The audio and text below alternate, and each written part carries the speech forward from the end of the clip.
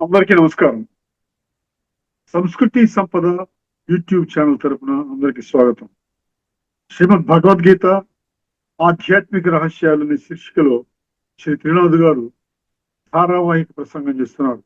వారి ధారావాహిక ప్రసంగంలో ఈరోజు 633వ ప్రసంగం చేస్తున్నారు. శ్రీ త్రినాథ్ గారికి స్వాగతం. నమస్కారం అండి. ఓం శాంతి.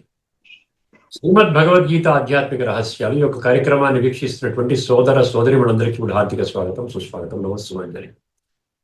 మనం 18వ అధ్యాయంలోని 66వ శ్లోకం అండి. ఇది గీత యొక్క హృదయం అని అంటున్నారు. ఆఖరిగా భగవంతుడు మనకు సత్యమైనటువంటి ఒక ఆదేశాన్ని మనం జారీ చేశారు. 1866 ఈ ఒక్క శ్లోకంలోని లోతైన తత్వాన్ని మనం గ్రహించినట్లయితే భగవంతుడు విశ్వాత్మనందరికీ ఒక్కరే అన్న నిగూఢ సత్యము మనం అర్థం చేసుకోగలుగుతామండి. ఎందుకంటే ఈ విషయం మనకు అర్థం కాకపోవటం వలననే మనం ఏం చేస్తున్నామండి, భగవంతుడి గురించి ఇంకా వెతుకుతున్నాం. మనం అర్థమైందండి, స్పష్టత లేదు. భగవంతుడు ఒక్కరే అన్న మాట కూడా మనం నమ్ముతున్నాం. త్వమేవ మాతాచ పితా త్వమేవ, ఈ విధంగా హెవెన్లీ గాడ్ ఫాదర్ ఈ విధంగా అంటున్నామంటే మనకి భగవంతుడు ఒక్కరే అన్న స్పష్టత ఉంది, కానీ ఆ ఒక్కరి యొక్క సంపూర్ణ పరిచయం మనకి లేదు. నామ రూప దేశ కాల గుణ కర్తవ్య సంబంధ 7 కోణాలలో మనకు ఆ పరిచయాన్ని భగవద్గీతలో చాలా స్పష్టంగా ఇచ్చారు. ఇది ఆధ్యాత్మిక దృష్టికోణములో అర్థము చేసుకున్న వాళ్ళకి మాత్రమే అర్థమవుతుంది. భగవంతుడు పరమ సత్యము అన్న విషయాన్ని ఒప్పుకున్నప్పుడు భగవంతుని మాటలు ఎందుకు అసత్యమవుతాయి? ఒక్కసారి ప్రతి ఒక్కరూ కూడా, ముఖ్యంగా సత్యాన్వేషకులు, గీతా ప్రేమికులు అర్థమైందండి, వారు అర్థం చేసుకోవాల్సింది ఏంటంటే, గీతలో చెప్పినటువంటి జ్ఞానము నా జీవితానికి పనికి రాకపోతే ఇంకా ఎవరి జీవితానికి పనికొస్తుంది? ఎవరి జీవితాన్ని ఉద్ధరించడానికి పనికొస్తుంది? కేవలం ఒక్క అర్జునుడికి మాత్రమే గీతని బోధించాడు అన్నటువంటి ఆ విధానముతోనే జీవితాన్ని గడిపిస్తూ ఉంటే మన జీవితాన్ని ఉద్ధరించేటువంటి జ్ఞానం ఇంకేదైనా ఉన్నదా? ఈ ప్రశ్నకి సమాధానాన్ని తెలుసుకోవాలి ప్రతి ఒక్కరు కూడా. అర్థమైందండి. ముందుగా మనము ధార్మికము ఆధ్యాత్మికం అన్న విషయాన్ని మర్చిపోయాము. ఈ ఒక ఎపిసోడ్లో కూడా చాలా చిన్న ఎగ్జాంపుల్ ఒకటి మీకు ఇస్తాను. మామూలుగా మనం ధార్మిక జగత్తులో తీర్థయాత్రలు చేస్తూ ఉంటాము. ఇంకా ఏన్షియంట్ ప్లేసెస్ కొన్ని ఉంటాయి. అది దేవాలయానికి సంబంధించింది కానీ, ధార్మికకు సంబంధించింది కానీ, మహాబలిపురం అని, అజంతా ఎల్లోరా అని, ఇలాగా మనం వైష్ణవి దేవి అని ఇలా తిరుగుతూ ఉంటాం చాలా ప్లేసెస్లో.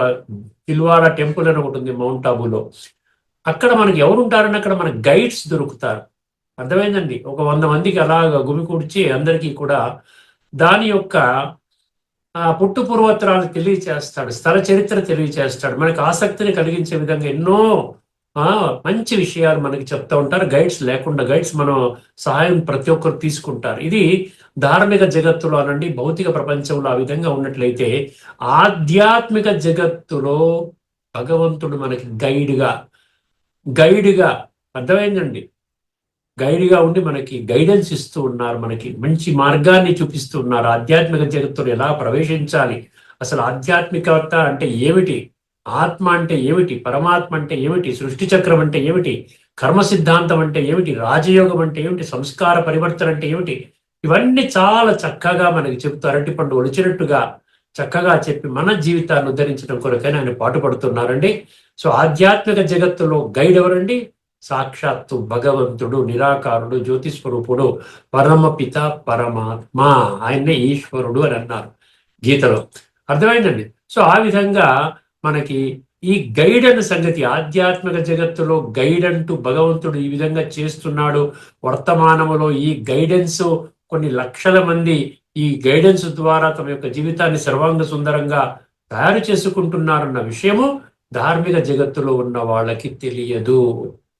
అర్థమైందండి. ధార్మిక జగత్తులో మామూలుగా మనం స్థూలంగా 2 కళ్ళతో చూసేటువంటి, 2 చర్మ చక్షులతో చూసేటువంటి మనుషులని మనం గైడ్స్గా భావిస్తాము. ఇక్కడ భగవంతుడు మనకి నిరాకారుడు, జ్ఞానస్వరూపుడు, అర్థమైందండి, పరమాత్మ స్వరూపుడు, ఆయన మనకి గైడ్గా ఉన్నారు. ఇప్పుడు మనము 1866వ శ్లోకంలో తదుపరి చర్చని మనం కొనసాగిద్దాం. చాలా శ్రద్ధగా వినండి. శ్రద్ధావాన్ లభతే జ్ఞానం అన్నాడు 4:39లో.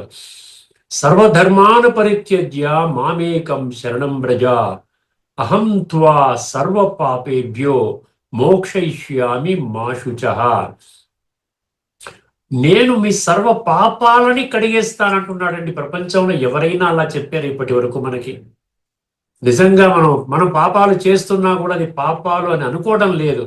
ఈ విధంగా మన పాపాల ద్వారా బ్యాక్గ్రౌండ్ లో మన సంస్కారాలు పాడైపోతుంది, ఆత్మ కుళ్ళిపోయి ఉన్నది. తదుపరి ఈ శరీర త్యాగం చేసిన సమయంలో మనకి అధోగతి పాలవుతున్నాం, మనకి చాలా ఆ తక్కువ జన్మ దొరుకుతుంది, సత్యత్రేతాయుగాల్లో మనం వెళ్ళలేము, మన జీవితం భ్రష్టమవుతోంది. ఈ విధంగా ఆలోచన మనకు కలగటం లేదండి. ఎందుకంటే తప్పుడు పనులు చేయడం కూడా ఇది మామూలే అనుకుంటాం. అత్యధిక సంఖ్యలోని మనుషులు దేహాభిమానంలో ఉన్నారు. 7వ అధ్యాయం 3వ శ్లోకంలో చెప్పిన విధంగా కొద్ది మంది మాత్రమే. అర్థమైందండి.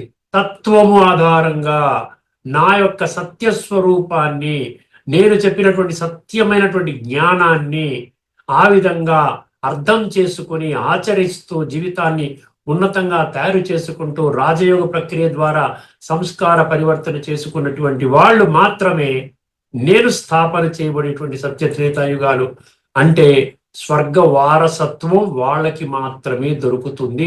ఇది భగవాను వాచ, తిరుగులేని తిరస్కరించలేని సత్యము. ఇందులో సర్వధర్మాను పరిత్యజ్య అని మనం తెలుసుకున్నాం. దేహ ధర్మాలను విడిచిపెట్టు నాయనా. దైహికంగా నేను చాలా గొప్పవాడిని. గొప్పవాడు ఎంతకాలం గొప్పవాడి? ఒక్క జన్మ కొరకే. పొందిలో ప్రాణం పోయిందా, అవుట్, నీ గొప్పతనం లేదు. అర్థమైందండి. ఈ అహంకారాన్ని పక్కన పెట్టు. ఒరిజినల్ గా నీ యొక్క ఆత్మస్వరూపాన్ని గుర్తించు. నీ మూల స్వరూపము చైతన్య శక్తి. ఈ శరీరం అనేది జడము. ఈ శరీరానికి విలువ ఆ చైతన్య శక్తిని శరీరంలో ఉన్నంత వరకే. శరీరము తాలూకు ఈ యొక్క విభజనలు ఏవైతే ఉన్నాయో, కులము, మతము, జాతి, ధర్మము, ఈ ప్రాంతము, ఏమంటాడు, లింగం అంటే స్త్రీ పురుష, భాష, దేశము, ఇటువంటివి విభజనలతో నువ్వు కొట్టుమిట్టాడుతున్నావు. నాయనా, నువ్వు శరీరం కాదు. నువ్వు శరీరమే అయినట్లయితే శరీరంతో పాటు వెళ్ళిపోవాలి కదా. చనిపోయినప్పుడు అది చనిపోవడము, మరణము, మృత్యు అని కూడా అనకూడదు. కేవలము దేహత్యాగము చేయటము. దేహత్యాగం చేయటము, మరొక దేహాన్ని తీసుకోవటము, ఈ దేహం యొక్క మార్పు అన్నమాట. అది మాత్రమే జరుగుతుంది. మనం గత ఎపిసోడ్లో సర్వధర్మాను పరిత్యజ్య అన్న విషయం తెలుసుకున్నాం. ఇప్పుడు మనం ఏం చేద్దాం, మామేకం శరణం బ్రజ అన్న విషయాన్ని చర్చిద్దామండి. మామేకం శరణం బ్రజ, ఇది గీత యొక్క హృదయము అంటున్నాడు. మాం ఏకం శరణం బ్రజ, నేనొక్కడినే భగవంతుడిని, నా యొక్క శరణు మాత్రమే పొందండి.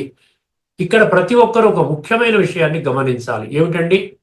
భగవంతుడు ఏం చెప్తున్నాడంటే, మీరు 33 కోట్ల దేవీ దేవతలనైనా మీరు ఆ విధంగా వాళ్ళ శరణు కూడా వేడవచ్చు అన్నాడు. ఎక్కడైనా 33 కోట్ల దేవీ దేవతల శరణు వేడండి, వివిధ ధర్మాలకు చెందిన ధర్మస్థాపకుల శరణు వేడండి, అదేవిధంగా సాధువులు, సంతులు, ఋషులు, మునులు, అర్థమైందని మహామండలేశ్వరులు, పీఠాధిపతులు, జగద్గురువులు అనబడేటువంటి వేల సంఖ్యలో వర్తమానంలో ఉన్నటువంటి వాళ్ళ శరణు కూడా వేడండి, వాళ్లతో పాటు నా శరణు కూడా పొందండి అన్నాడా? వాళ్లతో పాటు నా శరణు కూడా పొందండి అనలేదు. ఏమన్నాడండి? వాళ్ళతో పాటు నన్ను కూడా ఆశ్రయించి అనడం లేదండి. మామేకం శరణం బ్రజ అంటే అందరినీ విడిచిపెట్టి నా ఒక్కడి శరణు మాత్రమే పొందుము. భగవాను వాచ, భగవంతుని యొక్క ఆదేశము, డైరెక్షన్, ఇన్స్ట్రక్షన్, గైడెన్స్, బోధన, టీచింగ్. అర్థమైందండి? అందరినీ విడిచి నా ఒక్కడి భగవంతుడైన నా ఒక్కడి శరణు మాత్రమే పొందుము అని ఆ విధంగా భగవంతుడి యొక్క ప్రకటన. అర్థమైందండి? ప్రకటన, హెచ్చరిక. ఎందువలనంటే వర్తమాన సమయం అత్యంత సంక్లిష్టమైనది. అర్థమైందండి? వర్తమాన సమయం అత్యంత సంక్లిష్టమైనది. సృష్టి చక్రములో అంతిమ గడియలు నడుస్తున్నాయి. అంతిమ క్షణాలలో ఈ సృష్టి చక్రం ఉన్నది. భగవాను వాచని నమ్మిన వాడు ఎప్పటికీ నష్టపోవడం గుర్తుపెట్టుకోండి. భగవంతుని మాటలు ఎప్పుడు కూడా అవి అబద్ధాలు అవ్వండి. అర్థమైంది? అంతిమ క్షణాలు నడుస్తున్నాయి. మనుషులు జన్మలుగా చేసిన పాప, నీచ, నికృష్ట, భ్రష్ట, దుష్ట ఈ కర్మల ఫలితముగా ఆత్మలలో నిక్షిప్తము కాబడినటువంటి తమో ప్రధాన, తామసిక ప్రధాన సంస్కారాలు ఏవైతే ఉన్నాయో వాటిని సాత్విక ప్రధానముగా, అంటే ఆత్మలను సంపూర్ణంగా, పవిత్రంగా, శుద్ధంగా, పావనంగా తయారు చేయగల శక్తి కేవలం ఒక్క పరమాత్మ దగ్గర మాత్రమే ఉన్నది. ఈ విషయాన్ని మర్చిపోకూడదండి. ఒక్క పరమాత్మ దగ్గరే ఉన్నది, ఇంకెవ్వరు చేయలేరు. ఇప్పటి వరకు ఏమైనా చేశారా? ఆత్మ పునీతమైందా? ఒక మనిషి మంచిగా సంకల్పం చేస్తున్నాడా? మంచి మాట మాట్లాడగలుగుతున్నాడా? మంచి కర్మలు చేయగలుగుతున్నాడా? సాటి మనిషిని మనిషిగా గుర్తించి గౌరవించగలుగుతున్నాడా? ఒక్కసారి ఆలోచించండి. ఎవరికి వాళ్ళ యమునా తీరేలాగా ఉంటూ ఎవరికి నచ్చిన విధానంలో వాళ్ళు ఆ యొక్క భగవంతుడి కొరకు అన్వేషణ చేసుకుంటూ, ఉపన్యాసాలు చేసుకుంటూ, భాష్యాలు చేసుకుంటూ ఆ విధంగా చెప్తూ ఉన్నారు. వాళ్ళకి అర్థమైన రీతిలో చెప్తున్నారు. ఇప్పుడు భగవంతుడు చెప్తున్నాడు, నేను ఒక్కడినే భగవంతుడిని, నా ఒక్క శరణు మాత్రమే మీరు పొందండి అన్నాడు. అందుకే ఒక్క భగవంతుడినే పతిత పావనుడు అని అంటారు. ఒక్క భగవంతుడినే పతిత పావనుడు అంటారు. పతిత ఆత్మలు పావన ఆత్మలుగా పరివర్తన చెందడానికి మనుషులకు అందుబాటులో ఉన్నది కేవలం ఈ ఒక్క జన్మ మాత్రమే. 7వ అధ్యాయం 19వ శ్లోకం, బహూనాం జన్మనాం అంటే. అర్థమైందండి? ఒక్కొక్క దానికి నేను భగవద్గీత శ్లోకాన్ని మీ ముందు పెడుతున్నాను.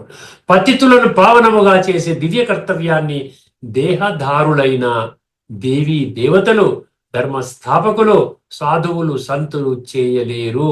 పతితులని పావనముగా చేసే దివ్య కర్తవ్యాన్ని వీళ్ళు ఎవ్వరూ కూడా చేయలేరని గుర్తుపెట్టుకోండి. వారు కేవలము ఒక్క జన్మకు మాత్రమే పరిమితము కాబడే భౌతిక కోరికలను మాత్రమే తీర్చగలుగుతారు. ఒక్క జన్మకి, అది కూడా దేవీ దేవతలు, ధర్మస్థాపకులు గురించి చెప్పడం లేదు. 33 కోట్ల దేవీ దేవతలు ఏదైతే మీ దేవీ దేవతలు నమ్ముకొని మీరు పూజ చేస్తున్నారు ప్రతిరోజు, వాళ్ళు మీ ఒక్క జన్మకి పరిమితము కాబడేటువంటి ఆ కోరికలు మాత్రమే తీరుస్తారు. కానీ సత్యత్రేతాయుగాలు అనబడేటువంటి స్వర్గములోకి మార్గాన్ని సుగమము చెయ్యలేరు, మార్గాన్ని చూపలేరు. గుర్తుపెట్టుకోండి. దీనికి 4వ అధ్యాయంలోని 12వ శ్లోకాన్ని గుర్తుపెట్టుకోండి. 4వ అధ్యాయం 12వ శ్లోకం, కాంక్షంత కర్మణాం సిద్ధిం యజంత ఇహ దేవతాః క్షిప్రం హి మానుషీ లోకే సిద్ధిర్భవతి కర్మజా అంటాడు. ఈ మనుష్య లోకంలో కాస్త సిద్ధిని మీకు ఏదో కలిగించడానికి ఆ దేవీ దేవతలు ఉపకరిస్తారు తప్ప మీకు మీ ఆధ్యాత్మిక జగత్తులోకి మిమ్మల్ని తీసుకొని వెళ్ళలేరు. వాళ్ళు ఆత్మలని శుద్ధి చేయలేరు. ఈ కారణముగా మామేకం శరణం వ్రజ అన్నాడు. తర్వాత ఏమన్నాడు? అహం త్వా సర్వ పాపేభ్యో మోక్షయిష్యామి అన్నాడు. అహం త్వా సర్వ పాపేభ్యో మోక్షయిష్యామి అంటే మోక్షం అంటే లిబరేషన్. ఈ సర్వ పాపాలు ఇప్పటి వరకు ద్వాపర యుగం నుండి మీరు దైహిక భ్రాంతిలో వచ్చి తప్పుడు పనులు చేస్తున్నారు, తప్పుడు ఆలోచనలు చేస్తున్నారు, తప్పుడు మాటలు మాట్లాడుతున్నారు.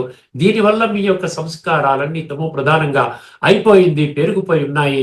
ఈ యొక్క అర్థమైందండి, ఈ పాపాల నుండి మిమ్మల్ని విముక్తి కేవలం భగవంతుడు ఒక్కడే చేస్తాడు. పరమాత్మ స్వయముగా ఈ 2 పంక్తులు ఉన్నాయి చూసారా, మామేకం శరణం వ్రజ అహం త్వా సర్వ పాపేభ్యో మోక్షయిష్యామి అన్న పంక్తుల ద్వారా పరమాత్మ స్వయముగా నా ఒక్కడి శరణులోకి మాత్రమే రావాలి, నేనే మిమ్ములను సర్వ పాపాల నుండి విముక్తుడిని చేస్తాను అని విశ్వాత్మలందరికీ పిలుపునిస్తున్నారు. అర్థమైందండి? ఇక్కడ ప్రతి ఒక్కరూ గుర్తించవలసిన మరొక ముఖ్యమైన విషయం ఏమిటంటే, సర్వ పాపాలకు మూలమేమిటి? దేహాభిమానము. సర్వ పాపాలకు మూలము నేను దేహం అనేటువంటి విషయాన్ని నరనరాల్లో జీర్ణించుకొని ఒక్క 100% 24 గంటలు 365 రోజులు జీవిత కాలము నేను దేహం అనేటువంటి విధానంలోని కాలం గడిపిస్తూ ఉన్నాం. అర్థమైందండి? నేను దేహము, ఆత్మజ్ఞానము లేదు, నేను దేహం అన్న భ్రమ లేక భ్రాంతిలో జీవించడము సర్వ పాపాలకు మూలమది. 100% ఇంద్రియ సుఖాలను అనుభవించడమే జీవిత లక్ష్యము అని భావించడము, కామ క్రోధ లోభము అహంకారము అనబడే పంచవికారాలలో మునిగిపోవడము, సాటి మనుషులను దుఃఖానికి గురి చేసే కర్మలను విశృంఖలముగా చేయడం. చూసారా, ఎవరినైనా బాధ పెడుతున్నాము, ఎవరినైనా మోసం చేస్తున్నాము, ఈ కల్తీ పదార్థాలు అమ్ముతున్నాము, వాళ్ళ అనారోగ్యానికి కారణమవుతున్నాము, లేకుండా ఉంటే లంచము తీసుకుంటున్నాము, వాళ్ళకి నిజంగా చాలా దుఃఖాన్ని కలుగు చేస్తున్నాము. ఇవన్నీ మనం చేస్తున్నాం చూసారు. ఇవన్నీ విశృంఖలంగా వర్తమాన సమాజంలో జరుగుతున్నాయి. వికర్మల కారణముగా ఆత్మలో పేరుకున్న తామసిక సంస్కారాలు కేవలము పరమాత్మ స్మృతి అనబడే యోగాగ్ని ద్వారా మాత్రమే భస్మమై ఆత్మ పావనంగా మారుతుంది. అందువలన ఆత్మ శుద్ధీకరణకు కారణము మన ప్రయత్నము ఏమాత్రము కాదండి. గుర్తుపెట్టుకుని ఆత్మశుద్ధి కావడానికి మనం ఏం చెయ్యలేము. మీరు ఎన్ని పూజలు పునస్కారాలు యజ్ఞాలు యాగాలు జపాలు తపాలు నోములు వ్రతాలు తీర్థయాత్ర అన్నదాన వస్త్రదానాలు ప్రవచనాలు ఈ విధంగా ధార్మిక గ్రంథాల పఠన పారాయణ శ్రవణ ప్రచార ప్రసారం ఎన్నైనా చేసుకోండి, ఆత్మని మాత్రం మీరు శుద్ధి చేసుకోలేరు. ఇది ముఖ్యమైనటువంటి విషయం. ఇది తిరుగులేని తిరస్కరించలేని సత్యము.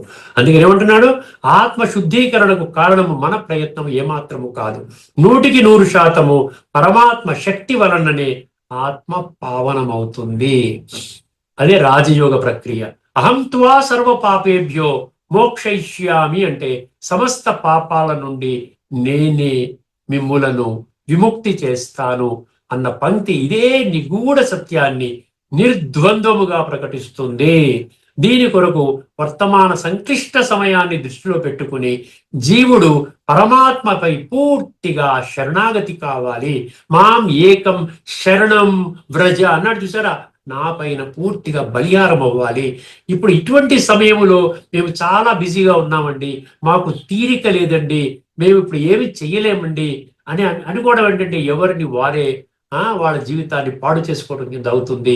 వాళ్ళ జీవితం అధోగతి పాల్గొనడానికి ఇంకెవరూ కారణం కాదు, భగవంతుడు కారణం కాదు, ఎవరూ కారణం కాదు, వారికి వారే దానికి కారణమవుతారు. అప్పుడు ఆ జీవుడి పాపాల బాధ్యతను ఎప్పుడైతే పరమాత్మ యొక్క శరణాగతి పొందుతామో ఏమవుతున్నప్పుడు ఆ జీవుడి పాపాల బాధ్యతను, వాటిని కడిగేసే బాధ్యతను భగవంతుడే స్వయముగా తీసుకుంటాడు. భగవంతుడే స్వయముగా తీసుకుంటాడు. మాశుచ అంటే ఏమిటండి, దుఃఖపడకండి, బాధపడకండి, ఎటువంటి నిరుత్సాహపడకండి, ధైర్యాన్ని విడవకండి. ఈ 2 పదాలలో అపారమైన భగవంతుని ప్రేమ దాగి ఉన్నదండి. చూసారా, మీరు బాధపడకండి ఎవరు చెప్పారనుకోండి, మనకి ఏదైనా ఇబ్బంది వచ్చినప్పుడు పక్కింటి వాళ్ళు వచ్చి, ఎరుగు పొరుగు వాళ్ళు, ఎవరు ఫ్రెండ్స్ వచ్చి ఏం పర్వాలేదు మేము మీ తోడున్నామండి, ఏం పర్వాలేదు, మీ కష్టాల్లో మేము పాలు పంచుకుంటున్నాము, మీకు అన్నీ దాటిపోతాయండి, మంచి టైం వస్తుందని మనం ఏదో ధైర్యం చెప్తే ఎంత కొంచెం హ్యాపీ ఫీల్ అవుతారండి వాళ్ళు. భగవంతుడు ఆ విధంగా మా శుచః, ఈ 2 పదాలలో అపారమైన భగవంతుని ప్రేమ దాగి ఉన్నది.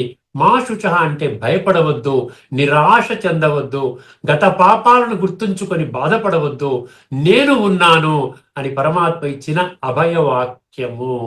మా శుచః అంటే దుఃఖించకు, నేను నీకు తోడుగా ఉన్నాను, ఇక నీకు భయం ఎందుకు అని భగవంతుడు అర్జునుడికి, అంటే అర్జునుడి ద్వారా సమస్త మానవాళికి. మనం ఇక్కడ పొరపాటు చేస్తున్నాం.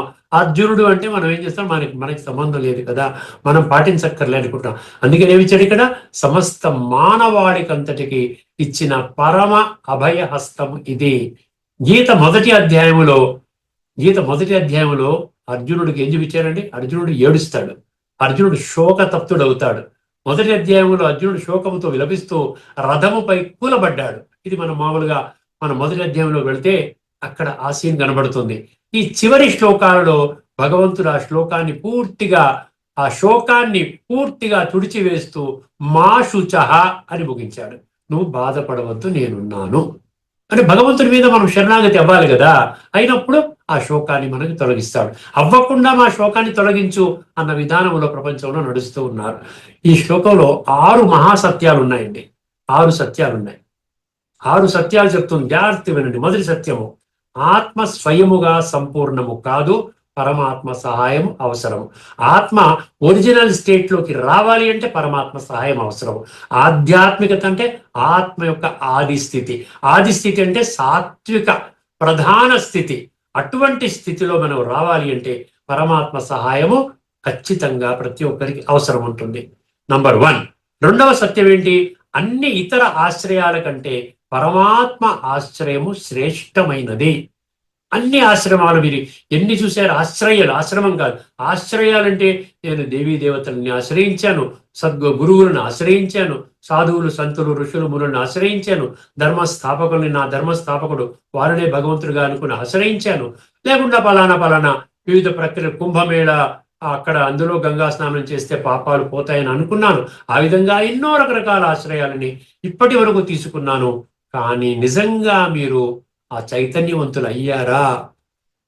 అయ్యారు అంటే మీరు చేసింది కరెక్టు. అవ్వలేదు, మళ్ళీ నేను విషయ వికారాలకు పెడుతున్నాను, కామ క్రోధ లోభము అహంకారాలకు పెడుతున్నాను, అహంకారంతోనే జీవిస్తూ ఉన్నాను అంటే ఆశ్రయం వల్ల ప్రయోజనము కలగలేదు అన్న సంగతి మీరు గుర్తించాలి. ఇది రెండవది ఏంటన్నాడండి, అన్ని ఇతర ఆశ్రయాల కంటే పరమాత్మ ఆశ్రయము సర్వశ్రేష్టమైనది, సర్వోన్నతమైనది. 3, ముక్తికి పరమాత్మతో సంబంధము అవసరం. మనకి ఇప్పుడు ఈ శరీరాన్ని చాలించి పరంధామానికి వెళ్ళి అక్కడి నుంచి మన సత్యత్రేతాయుగానికి వెళ్ళాలి అనుకుంటే, ఈ ప్రయాణం ఆ విధంగా చెయ్యాలనుకుంటే, ముక్తి అంటే ముక్తి ధామము, దాన్నే పరంధామము, శాంతి ధామము, నిర్వాణ ధామము, బ్రహ్మ మహాతత్వము అంతా ఒకటేనండి. ఆత్మలు పరమాత్మ జ్యోతి స్వరూప రూపంలో ఉంటాయి. అది సూక్ష్మ లోకం మధ్యలో ఉంటుంది. ఇక్కడ ఉన్నది స్థూల లోకము, తర్వాత సూక్ష్మ లోకము, తర్వాత ఉన్నటువంటిది మూల లోకం అంటారు. అదే బ్రహ్మాండ మహాతత్వము. అక్కడికి వెళ్ళాలి అంటే మాత్రము ఏమంటున్నాడండి, పరమాత్మతో సంబంధం అవసరము. లేకపోతే ఏమవుతుందో తెలిసిన, ఇప్పుడు మనం శరీరం చాలించాం, ఉన్న పరంగా శరీరాన్ని చాలిస్తే అక్కడికి వెళ్లకుండానే ఇంకో యోనిలోకి వెళ్ళిపోతాం. మనం ఏ సంస్కారాలు అయితే ఇప్పటివరకు పోగు చేసుకున్నామో అది తామసికన, రాజసిక, సాత్విక, దానికి అనుగుణంగా ఉన్నటువంటి, ఇప్పుడు కొంతమంది టాటా బిర్లా అంబానీ ఇంట్లో పుడుతున్నారు, కొంతమంది మధ్యస్థంగా పుడుతున్నారు, కొంతమంది అడుక్కునే వాళ్ళ ఇంట్లో పుడుతున్నారు. దేనికి కారణంగా అంటే ఈ సంస్కారాలు, అప్పటి వరకు జమ చేసుకున్న సంస్కారాల ఆధారంగా వెళతాం. కానీ పరంధామానికి వెళ్ళాం. పరంధామానికి వెళ్ళేము అంటే మళ్ళీ సత్యయుగ త్రేతాయుగాలకు వెళ్ళే వాళ్ళు మాత్రమే అక్కడికి వెళ్ళి అక్కడికి ముస్తాబయ్యి అక్కడి నుంచి వాళ్ళు నూతన యుగ ప్రారంభంలో అక్కడ జన్మలు తీసుకుంటారు. అర్థమైంది? అందుకని ఏమంటాడు ఇక్కడ, ఏమన్నారండి, ముక్తికి పరమాత్మతో సంబంధము అవసరము. 4వ సత్యము, పరమాత్మ ఒక్కరే పాపనాశకుడు. మన పాపాలని కడిగేవాడు ఇప్పటి వరకు లేరండి ఎవరు కూడా. అందుకనే పాపాలు పెరుగుతున్నాయి, చరిత్రహీనులు పెరుగుతున్నారు, సంస్కారహీనులు పెరుగుతున్నారు, దేహాభిమానంలో ఉన్నటువంటి వాళ్లే అత్యధిక శాతంలో ఉన్నారు. ప్రపంచంలో కుళ్ళు పెరుగుతుందని ప్రతి ఒక్కరూ అంగీకరిస్తున్నారు. రోజు రోజుకి ప్రపంచం దిగజారుతుందండి, మనుషులలో విలువలు పడిపోతున్నాయి. If character is lost everything is lost అంటున్నారు, కానీ క్యారెక్టర్ నిర్మించుకోవడానికి ప్రయత్నం ఎవ్వరూ చేయటం లేదు. ఆరోగ్యము మహాభాగ్యం అంటున్నారు, ప్రతి ఒక్కరూ రోగగ్రస్తులైపోతున్నారు. ఎందుకంటే మనసు ప్రక్షాళన చేసుకోలేకపోతున్నారు. మనసులో కుళ్ళు ఆలోచనలు, మనసులో వ్యర్థ ఆలోచనలతో నిండిపోయి ఉన్నది. అందుకనే ఇటువంటి పరిస్థితిలో ఎవరు మనకి దిక్కు అంటే, దిక్కు లేని వాడికి దేవుడి దిక్కు అన్నట్టుగా భగవంతుడు ఒక్కడే పాపనాశకుడు అంటున్నాడు. ఇది మనకి 4వ సత్యము. అందుకని సరే ఒక్క భగవంతుడిని పతిత పావన అంటాం. పతిత పావన అందరినీ అనవండి, మనకి అజ్ఞానంలో తెలియక అందరిని అనేస్తున్నాం. కానీ ఒక్క భగవంతుడు మాత్రమే సత్యంగా మనకు ఆత్మజ్ఞానాన్ని ఇచ్చి ఆధ్యాత్మిక దృష్టికోణంలో మనం తీసుకుని వెళ్ళి మన యొక్క బుద్ధిని మళ్లించి, ఆ విధంగా శరీరం వేరు ఆత్మ వేరు, ఆత్మని పరమాత్మతో సంబంధాన్ని జోడించినట్లయితే పరమాత్మ గుణాలు శక్తుల ద్వారా మన ఆత్మలో చైతన్యం ఆ విధంగా జనరేట్ అయ్యి మన ఆత్మలో ఉన్న కుళ్ళు పోతుంది. చీకటి చీకటి చీకటి అనుకుంటే చీకటి పోదు, వెలుగు నింపితే చీకటి పోతుంది. 5వ సత్యం, శరణాగతి లేకుండా సంపూర్ణ విముక్తి సాధ్యము కాదు. శరణాగతి, మామేకం శరణం వ్రజ. ఈ శరణాగతి అన్న పదము చాలా ముఖ్యం, అండర్లైన్ చేసుకోండి. అర్థమైందండి?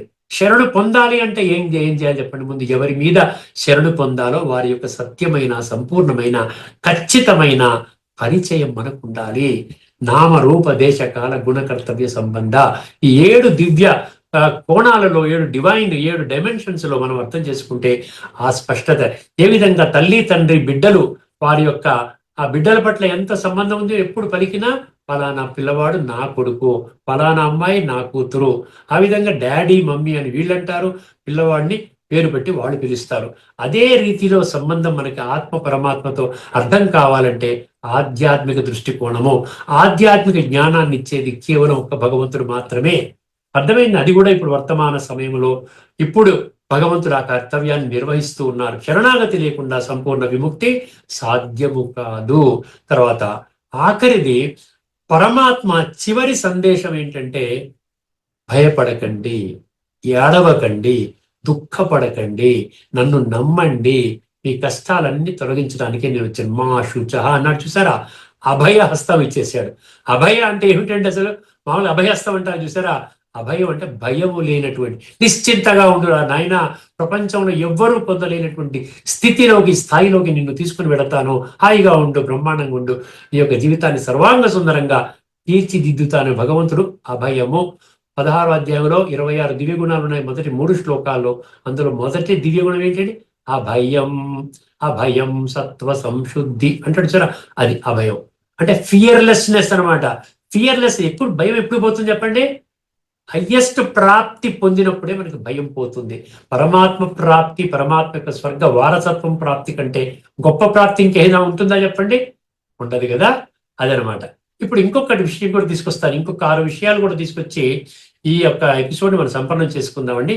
ఇక్కడ 6 సత్యాలు మనం తెలుసుకున్నాం. ఏమిటండి 6 సత్యాలు? ఆత్మ స్వయముగా సంపూర్ణము కాదు, పరమాత్మ సహాయం అవసరము, అన్ని ఇతర ఆశ్రయాల కంటే పరమాత్మ ఆశ్రయం శ్రేష్టమైనది, ముక్తికి పరమాత్మతో సంబంధము అవసరము, పరమాత్మ ఒక్కరే పాపనాశకుడు, శరణాగతి లేకుండా సంపూర్ణ విముక్తి సాధ్యము కాదు, పరమాత్మ చివరి సందేశము అభయము. ఇప్పుడు మరొక 6 విషయాలు, ముఖ్యమైన విషయాలు ఈ శరణాగతి సందర్భంలో మీకు ఎక్కడి నుంచి తీసుకొస్తున్నానంటే, వైష్ణవ సంప్రదాయంలో శరణాగతి తత్వాన్ని వివరించే స్మృతి గ్రంథాలలో ప్రసిద్ధి చెందిన ఒక శ్లోకం ఉందండి. నేను మళ్ళీ చదువుతాను. వేదము, ఉపనిషత్తు లేదా గీతలో, వేదాలు ఉపనిషత్తు గీతలో ప్రత్యక్షంగా లేనప్పటికీ వైష్ణవ సంప్రదాయములో శరణాగతి తత్వాన్ని వివరించే స్మృతి గ్రంథాలలో ప్రసిద్ధి చెందిన శ్లోకము. నిజమైన శరణాగతిలో 6 ముఖ్య అంశాలు ఉన్నాయండి. ఇక్కడ 6, ఇక్కడ 6, ఈ 12 తెలుసుకోండి. అర్థమైందండి? 6 ముఖ్య అంశాలు. ఏం చెప్తున్నాడు? నిజంగా చాలా బాగుంది. అనుకూలస్య సంకల్ప అన్నాడు. అనుకూలస్య సంకల్ప ప్రతికూలస్య వర్జనం, రక్షిష్యతీతి విశ్వాసో గోప్తృత్వే వర్ణం తథా ఆత్మ నిక్షేప కార్పణ్యే షడ్విధా శరణాగతి. 6 విధాలంట శరణాగతి. ఇది మీకు ఇందులో వస్తుందన్నమాట. ఇది శ్లోకము, సంస్కృత శ్లోకం. దీని మీనింగ్ ఒకసారి అర్థం చేసుకునే ప్రయత్నం చేద్దామండి. అనుకూలస్య సంకల్ప అంటే ఏమిటి? అనుకూలస్య సంకల్ప అంటే శ్రీమతం ప్రకారంగా జీవించడం. అనుకూలం అంటే భగవంతుడి ప్రతికూలంగా వెళ్ళకూడదండి. భగవంతుడు ఒక మార్గాన్ని మనకి నిర్దేశించాడు. ఏమిచ్చాడు? శ్రీమతము, శ్రేష్టమైన మతము. మతము అంటే విద్య, శ్రేష్టమైన డైరెక్షన్, గైడెన్స్ మనకిచ్చాడు. దాని ప్రకారంగా వెళ్ళిపోయామనుకోండి, ఆటోమేటిక్గా శరణాగతి లభిస్తుంది. ఏమని చెప్పాడంటే, ఆనుకూలస్య సంకల్ప, శ్రీమతం ప్రకారంగా మన సంకల్పాలు ఆ విధంగా నడిపించుకుంటూ మన యొక్క జీవితాన్ని గడపడం మొదటిది. ప్రతికూలస్య వర్జనం. ప్రతికూలం అంటే ఎదుర్కొనే, వ్యతిరేకంగా అంటే నెగిటివ్ గా వెళ్ళేది అనమాట. దానికి ఆపోజిట్ డైరెక్షన్ లో వెళ్ళేది. అనుకూలము, ప్రతికూలం అంటాం కదా. సో ప్రతికూలం అంటే ఇక్కడ ఏమిచ్చాడు? ప్రతికూలం అంటే దేహాభిమానము, వికారము, మాయను విడిచిపెట్టడం. అంటే దేహాభిమానం అంటే నేను దేహం అన్న భ్రాంతి నుండి బయటికి రావటం. ఇది ప్రతికూలస్య వర్జనం అంటే ఇదనమాట. తర్వాత 3వది రక్షిష్యతీతి విశ్వాస. దీన్ని ఏం చెప్పాడు? యోగాగ్ని ద్వారా పరమాత్మ నాకు సంపూర్ణ రక్షణ ఇస్తాడనే విశ్వాసం. యోగ అగ్ని ద్వారా. చూసారా భగవద్గీతకి ఎలా ఏ శాస్త్రం తీసుకున్నా భగవద్గీత తత్వానికి మ్యాచ్ అవుతూ ఉన్నది. ఇక్కడ కూడా చూసారా, వేదాల్లో లేదు, గీతలో ఇంత స్పష్టంగా లేదు, కానీ అది ఏదో ఒక శ్లోకం మనకి వైష్ణవ సంప్రదాయంలో శరణాగతి తత్వంలో చాలా చక్కగా చెప్తున్నాడు. ప్రతికూలస్య వర్జనం అంటే రక్షిష్యతీతి విశ్వాస అంటే యోగాగ్ని ద్వారా, రాజయోగ ప్రక్రియ ద్వారా పరమాత్మ నాకు సంపూర్ణ రక్షణ ఇస్తాడనే విశ్వాసము. తర్వాత ఏమన్నాడు? గోప్తృత్వ వర్ణం అంటే పతిత పావనుడు ఒక్క పరమాత్మేనని అంగీకరించటం. పతిత పావనుడు ఒక్క పరమాత్మ మాత్రమే అని అంగీకరించటం. తర్వాత 5వది ఆత్మ నిక్షేప అన్నాడు. ఆత్మ నిక్షేప అంటే ఏమన్నాడు? మనసు బుద్ధిని పరమాత్మకు అర్పించడం. ఇది శరణాగతి. మనసు బుద్ధిని పరమాత్మకి అర్పించడం. మయ్యర్పిత మనోబుద్ధి యో మద్భక్త సమే ప్రియ అన్నట్టు 12వ అధ్యాయం 13వ శ్లోకంలో. సో ఈ మనసు బుద్ధిని అర్పించాలి. మనం శరీరాన్ని అర్పిస్తున్నాం, మనసు బుద్ధిని వ్యాపారాలు, ఉద్యోగం, వ్యవహారంలో పెట్టేస్తున్నాం. అందువల్ల కనెక్ట్ అవ్వలేకపోతున్నాం. తర్వాత కార్పణ్యం అన్నాడు. కార్పణ్యం అంటే ఏమన్నాడు? అహంకారాన్ని విడిచి నేను ఆత్మను, ఆయన సంతానాన్ని అనే వినమ్ర స్థితిలో ఉండడము కార్పణ్యము. కార్పణ్య దోషోపహత స్వభావ అని గీతలో కూడా ఒక శ్లోకం ఉంది. కార్పణ్యం అంటే ఏం చెప్తున్నాడు? దేహాభిమాన్ని విడవయ్యా, నువ్వు దేహము కాదు, నువ్వు ఆత్మవి, నేను ఆత్మని, పరమాత్మ సంతానాన్ని. ఈ యొక్క సత్యాన్ని మనం గ్రహించి వినమ్ర స్థితి అంటే వినయంగా, హంబులుగా ఆ విధంగా మన జీవితాన్ని పరివర్తన చేసుకోవడము. ఈ 6 శరణాగతికి తోడ్పడేటువంటి ముఖ్యమైనటువంటి అంశాలు.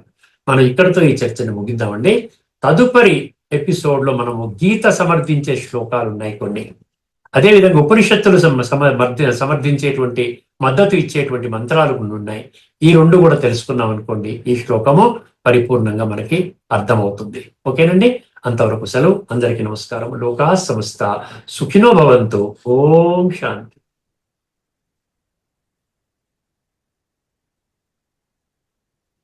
శ్రీమద్ భగవద్గీత ఆధ్యాత్మిక రహస్యాలు శీర్షికలో ధారావాహిక ప్రసంగం చేసిన శ్రీ త్రినాథ్ గారికి ధన్యవాదాలు. నమస్కారం అండి.